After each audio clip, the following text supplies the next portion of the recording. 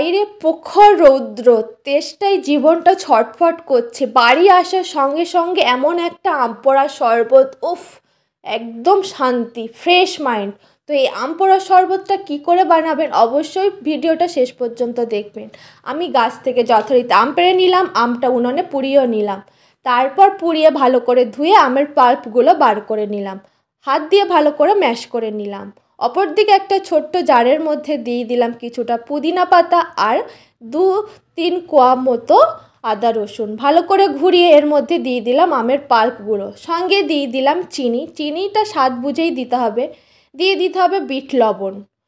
তারপর ভালো একটা এরকম স্মুদি পেস্ট বানিয়ে নিতে হবে। এরপর এর মধ্যে দেব জিরেটা হালকা করে গরম করে একটা ডাস্ট বানিয়ে নিলাম। এই যে কাঁচা জিরেটা আমি দিচ্ছি, এটাই আম পোড়া শরবতের পুরো একদম মানে টেস্টটাই একদম অন্যরকম হয়ে যাবে। এটা অবশ্যই দিতে হবে।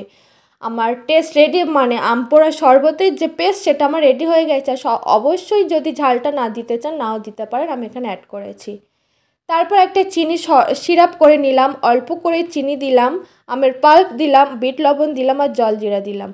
কাঁচের গ্লাসের মধ্যেও একটু আমের পাল্পটা দিয়ে দিলাম আর ওই চিনি গোলা জলটা দিয়ে দিলাম আর ওপর থেকে আইস দিয়ে দিলাম।